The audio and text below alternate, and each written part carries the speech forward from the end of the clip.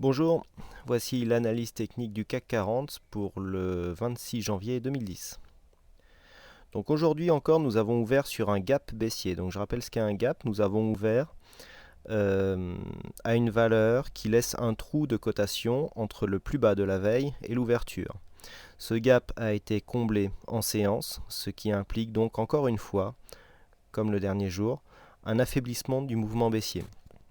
Ce que nous pouvons constater aussi, c'est que la ligne de support moyen terme que nous avons tracée hier en vidéo a servi en fait de point de support pour l'ouverture du jour. Par contre, ce que nous pouvons dire, c'est que la tendance baissière de court terme n'est toujours pas baissée car nous avons un plus haut toujours plus bas que le plus haut de la veille et un plus bas aussi inférieur au plus bas de la veille.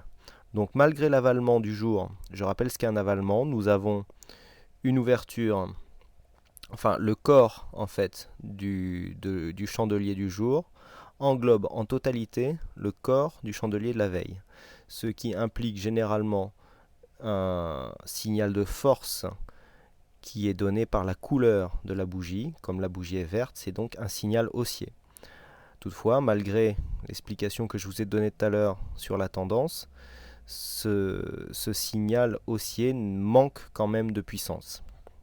Il faudra donc attendre une confirmation pour voir si nous pouvons rejoindre ici la zone des 3850 points. D'un point de vue purement technique, au niveau du RSI, on voit ici une stabilisation en zone neutre. Par contre, c'est intéressant aussi au niveau du stochastique. Lors de la première séance de hausse après cette baisse assez brutale, nous avons ici la ligne de signal, le stochastique qui se rapproche rapidement de sa ligne de signal.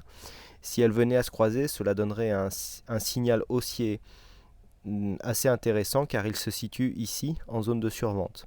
La volatilité a tendance à se stabiliser depuis quelques jours. Les volumes, assez intéressants sur une séance de hausse car ils montrent que la hausse a été suivie quand même par pas mal d'investisseurs. Donc pour les jours à venir, deux scénarios possibles. Soit la hausse continue et on pourrait rapidement atteindre ici la première résistance se situant entre 3850 et 3860 points. Tant que ici la ligne rouge n'est pas cassée, c'est ce scénario qui sera privilégié. En cas de cassure de ce scénario, on pourrait rapidement rejoindre ici la zone des 3675 points, prochain support, ce qui permettrait donc à la tendance baissière de continuer. Pour l'instant, je privilégie plutôt le scénario de reprise, avec donc un ralliement à court terme vers les 3850 points.